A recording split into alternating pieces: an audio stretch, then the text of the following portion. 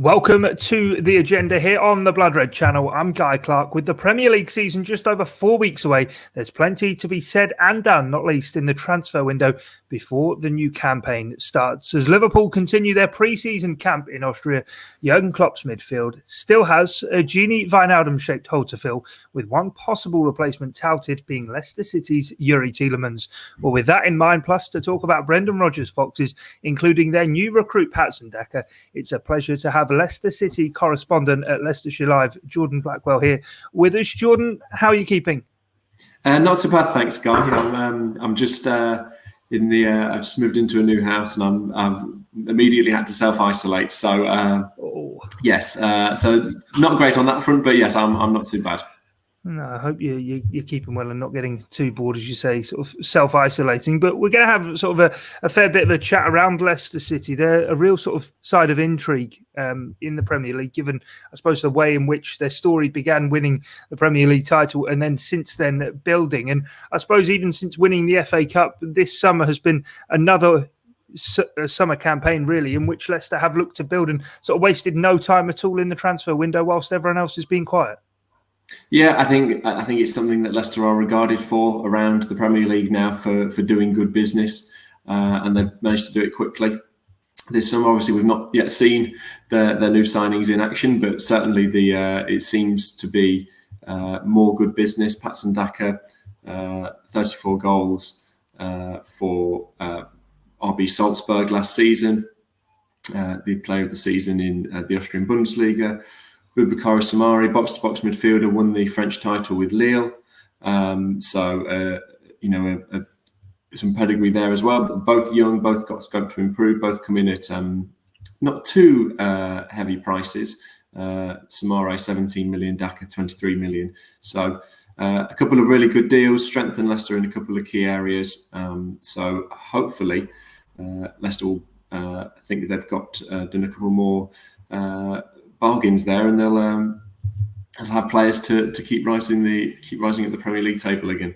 Yeah, how much just the FA Cup win of last season sort of energised the club? Because it's felt for a few seasons now, of course, really knocking on that door for a top four finish, and I suppose dropping out of that, having that tangible success, a first FA Cup for the club, something that was much coveted, has sort of re-energised, I suppose, sort of the belief that the Leicester City project ultimately will be a success. Yeah, I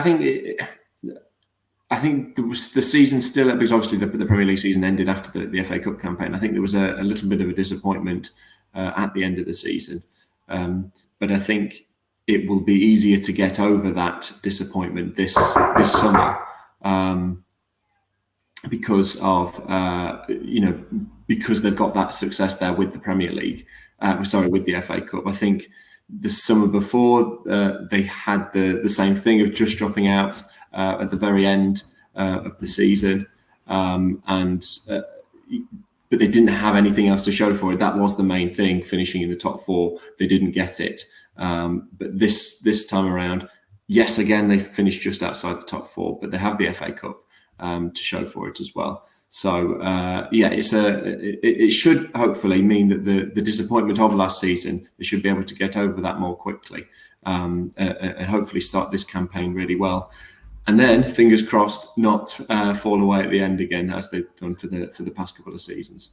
Yeah, been there though, and thereabouts, certainly sort of signs of encouragement. I suppose central to all of it as well, one of the sort of key talking points to chat with you about is a certain Youri Tielemans. Yes, Leicester's, he's simply their best player. There's no other way around it. Obviously, we've all seen the talk this summer, which I don't think is particularly surprising because I think Leicester fans will agree that he is a midfielder good enough to play for most teams in Europe. Just an all-round brilliant player. He will play the passes to cut apart defences.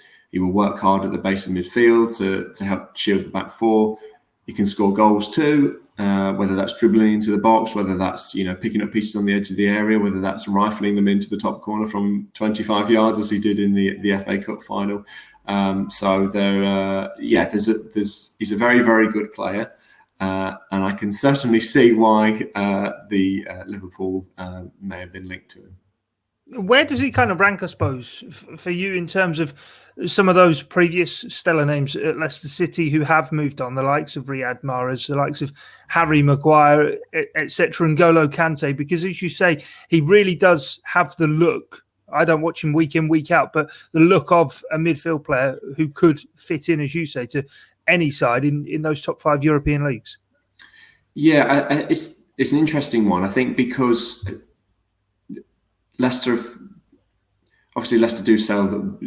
tend to sell one key player each summer. That's kind of been the pattern over the past 5 years, as you mentioned there. Like some Maguire, Chilwell went last summer. It was Maguire before that. Mahrez, Drinkwater, Kante. I think it's always been the case that certainly with the last two, with Chilwell and Maguire, it has been felt that Leicester could get decent replacements for less than half the price, and they managed to do that. They brought in Fofana from Saint Etienne, who I think the hope is that he will go on to be a better player than Maguire is. Obviously, he's still only a teenager, and he was very good in his first season at the club. Castagna they brought in to replace Chilwell, but they've also got James Justin, a lad they signed for $6 million from Luton, who was progressing really well before he got injured. I think Leicester would struggle to get a player they feel could replace Youri Tielemans. I think he's just the breadth of his talents. I don't think you get in many players. I think is clearly the way he passes and the intelligence of his passing is his main attribute. But there are games where you watch him and you think, I don't know what he's not good at. He's literally good at everything. And I think Leicester will feel that midfielders like that they can do everything and that you do feel comfortable in them doing any sort of role in the midfield. I don't think they come around too often. So Leicester feel they've looked out in getting him for £32 million, rising to 40. So there'll be it's kind of understandable with them why they might be reluctant to sell, unlike perhaps signing previous sales where they felt that, okay, we can get a bit of money out of this player, Chilwell or Maguire, and we can go into the market and be successful and not suffer too much. I think if they sold Tielemans, they may feel that their form would suffer because there isn't the player there that they could bring in and immediately have the same impact.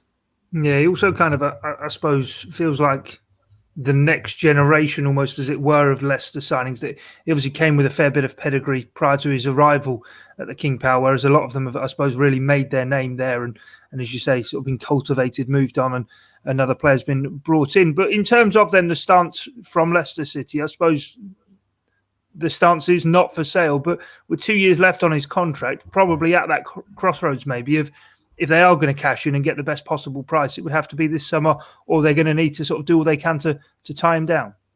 Yeah, that's basically it. Yeah, so he was offered a new contract, or certainly there were contract talks before he went away with Belgium.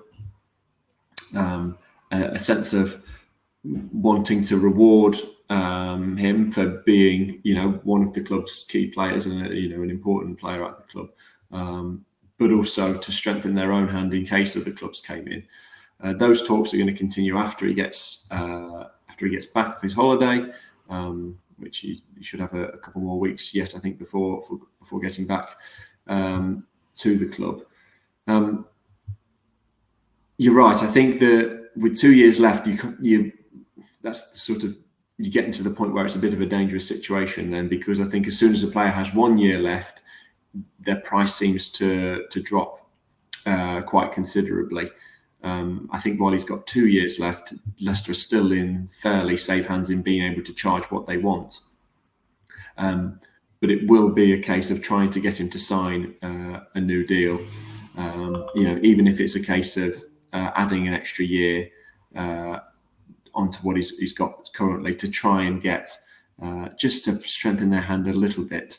Which, to be honest, is something that Leicester have been successful at over the past few years. Bringing in players, being able to keep players around and being able to get them to sign new contracts. I think Harry Maguire signed a new contract the year before he was sold, which obviously allowed Leicester to get a significant amount of money for him. So I think Leicester will feel fairly confident, particularly as Tielemans is happy at the club. I know you could argue, why can't he be happy somewhere else? Which, yes, he can, but he's happy at Leicester. He likes his life there. His wife, he's got a wife and two daughters living in North Leicestershire, and they're all happy here. I think his second daughter was born here as well. I think he said previously as well he preferred Leicester to Monaco, which I'm not sure many people who grew up in Leicester would agree with that. But it seems to be his sort of lifestyle. He said it because it's similar to Brussels, where he grew up, the outskirts of Brussels. It was more familiar to him. So he does enjoy it. He does enjoy it at Leicester. Obviously, he's the main man on the pitch as well. I think Brendan Rodgers has referred to him as he's the brain of the team. Even though he's only 23 or 23 or 24, I can't remember. But he's, even though he's still relatively young, and there are Leicester players, key players in their 30s, but he is one of the leaders of the team, and he is the brain and the key cogs of the team. So he is happy at Leicester, but it's not necessarily how it always goes in terms of contract talks. You sometimes need a little bit more than that. Yeah, 2024, just look then right at the end of the end of the season. So yeah, you weren't wrong. Looking at it then, I suppose with Leicester as well, and knowing the Liverpool track record, who, if they're interested in a player, they quite often won't panic and they are happy to wait, like they did with Virgil van Dijk, for example. I suppose Leicester kind of the opposite, but the same in terms of that. As you say, a number of the players who have moved on, the likes of Mahrez, Maguire, even maybe Chilwell to an extent, have all kind of murmured about leaving a year before, and then, as you say, maybe signed a new contract to help strengthen the hand, and then have eventually moved. It has kind of been club policy, hasn't it, for Leicester to move a player on maybe each summer? Yeah, I think because they see that as a way to. Leicester kind of have to build finance in a different way to other clubs. Although the prize money you get from the Premier League and things like that is fairly equal. Leicester finishing 2 places behind Liverpool this season will have got sort of 2 or 3 million less in terms of Premier League prize money, a little bit less in terms of TV money, but still a fairly even split. Obviously, European achievements, Leicester being in the Europa League, Liverpool being in the Champions League, there's a bit of a significant difference there. But I would say the main difference is kind of the commercial aspects of the club. I think if you were to rank all of the Premier League clubs, by the sort of the commercial revenue, I think Leicester are 10th in the Premier League, and I think that it's maybe even like 10 times lower than what Manchester United's would be at the top of the list. So that's where they suffer. So they do have to have this kind of stance where they do bring players in, where they do sell players, just to make that little bit of that extra revenue to be able to move the club forward in terms of they're able to sell players for big money and bring in 2 or 3 with the money that they make. You're right, it's kind of been a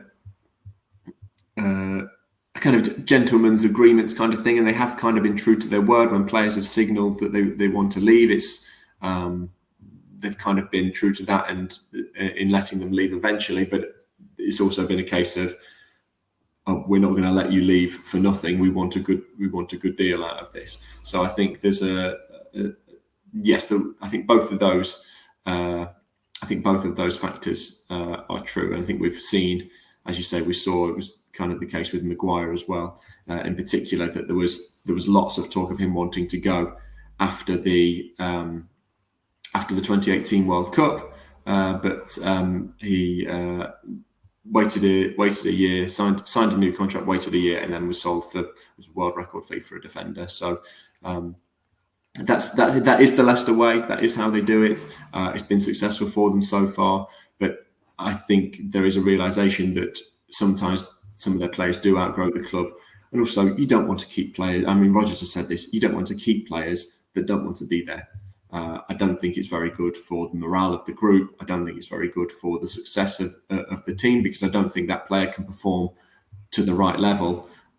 So I think there's a balance to strike, and so far Leicester have been very, very successful in striking that balance. Yeah, and Leicester have been very canny in the transfer market. And just as you mentioned, sort of the Maguire fee there, it's always a sort of point of fun for Liverpool fans towards Manchester United for how much they paid for Maguire, given Liverpool sort of had it given to them for when they spent what they did for Virgil van Dijk. But I suppose for Liverpool in this situation, maybe it's sort of counterintuitive, having driven up that market price to the point. Leicester will probably be looking at it going, well, we'd want more for Youri Tielemans. But wanted to ask you also about Brendan Rodgers, and you were saying there that he just want to keep a player who's unhappy, and certainly at Liverpool things began to unravel for him after Luis Suarez left, who of course was such a vital player for the team. But he seems to have learnt the lesson that he had at Liverpool, and with Leicester seems to be able to work ahead and adapt. And you don't see Leicester sell a big player and all of a sudden bring in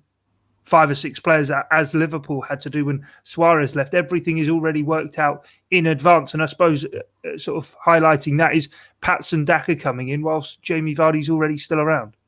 Yeah, that's a real prime example of what Rodgers talks about. He mentions the pipeline quite a lot, which is essentially that kind of having a player ready for when you lose a player, either because they're sold or because, likely in the case of Vardy, eventually he's probably going to retire with the club. Now, he's still got a couple of years left on his contract, but they know how important. I mean, he's been Leicester's talisman for, certainly since the title win, so for the past sort of 5 or 6 years. But obviously, he's been at the club for a while now, and he's been a successful figure, leading the line. I think we've started to see signs of a decline. I think it's certainly it's something that's been predicted for a long time. I think because people look at his age and they see that he's a quick striker and they go, well, as soon as he loses his pace, he's not going to be very good. I mean, he's managed to defy that. Basically, he won the Golden Boots, not last season, but the season before, and he was the oldest player to win it since the 1930s or 1940s, something like that. So I think his sort of all-round game is underappreciated. But since Christmas last year, he's scored two open play goals in 27 appearances. Obviously, one of those being against Liverpool. So that's not quite good enough for a team that have Champions League aspirations like Leicester do. Slightly because his role changed. He played up front in a 2 with Kelechi Iheanacho, and obviously Iheanacho went on an incredible run. Ended up finishing as the top scorer. And Vardy was kind of helping him, but I think we started to see signs of maybe sounds even difficult to say, but it's kind of the start of the end for Jamie. It's not really words you want to hear if you're a Leicester fan, because he has been so crucial to the club. But as you say, they've now brought in Patson Daka, who is a very similar striker, likes to play on the last man, very speedy. Doesn't necessarily get involved with the build-up, but will be there in the box to score the goals.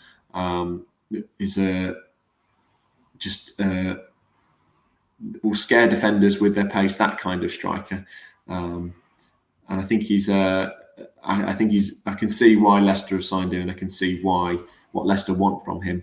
And I think it will be a case of him maybe picking up a few tips and tricks from Jamie Vardy over the next couple of years before he becomes Leicester's main man up front. Because obviously he's scored a lot of goals, and I'm sure he will be able to make an immediate impact, but he is only 22. So there is certainly scope for improvement and development there. Yeah, he was being linked extensively with Liverpool as well, and obviously the relationship that Liverpool have forged with the Red Bull clubs. But I suppose, as you say, bring him in at 22, and Jamie Vardy being around the place as well, he's not going to, I suppose, have that great big spotlight and pressure on him. Of course, there is certain pressure that comes with a striker being signed for over £20 million. But I suppose the view is to sort of see how he adapts to English football, and hopefully for Leicester, I suppose, be the man to finally get them over the line and into the Champions League. Yeah, I think Leicester have probably missed. They've missed a little bit of a goal threat over the past few years. It has always felt. I mean, until recently, until Iheanacho's good run of form, I think most people would have said he'd been a bit of a flop and not quite. He didn't quite cut it. I remember in January, Leicester fans were, basically devastated, because the club hadn't signed a backup for Jamie Vardy, because they didn't feel that either Iheanacho or Jose Perez would be able to cut it. And I think Jamie Vardy had a few injuries and was sort of spent a couple of games on the sidelines at the time. And the Leicester fans were thinking that the club's hopes for the season would go down the pan. But obviously Iheanacho came in, was able to score the goals. He's proven he can do it at the top level now, and that will be the job for Daka to do that as well, to prove that he can he can get the goals. And I think it helps Leicester with kind of with the playing twice a week. I think they're still a club adjusting to the idea of playing twice a week, playing in European football. I think this coming season will be the first time in their history that they've played in Europe in back-to-back seasons. So it's not something that they're used to yet. Not like Liverpool and playing in Europe every season. So I think there will be scope there to rotate a little bit more. Daka's obviously got experience in the Champions League and the Europa League, so he's going to know about playing in those competitions. But I think that it probably helps. It keeps Jamie Vardy a little bit fresher. Because he doesn't have to play twice a week every week. So hopefully with the three of them leading the line, either with one of them playing as a sole striker or two in a pair, Leicester should have enough options now that they're never short of goals. So that's certainly be the plan. And I think we'll see. Certainly, I think if I had to pick two players to start together, I think it would still be Vardy and Iheanacho for the time being. But with Daka there, that you're going to have, you've got another option. You've got another player there who, fingers crossed, has the pedigree to show that he can score goals and regularly score goals as well. Yeah, just adding sort of a bit of depth to the squad. It doesn't feel like Leicester are going to be sort of going anywhere as in terms of falling away from that hunt for Champions League football. It doesn't feel to me as though these rumours with Youri Tielemans are going to be going anywhere either, Jordan. Certainly maybe until he does sign a new contract. And even then, in the long term, maybe one still to keep an eye on. A bit of encouragement, I suppose, then on the Liverpool front regarding that. But Jordan, thanks a lot for joining us here on Blood Red. Been an absolute pleasure to chat with you. No problem at all, Guy. Thanks very much. Cheers. Well, that's it from us for this edition of The Agenda here on the Blood Red channel. Do make sure to check out the links to the Blood Red Club in the description. All it takes is your email address for our exclusive weekly content to find its way directly to your inbox. But from myself, Guy Clarke, and Jordan Blackwell, thanks for your time and your company here on Blood Red. It's bye.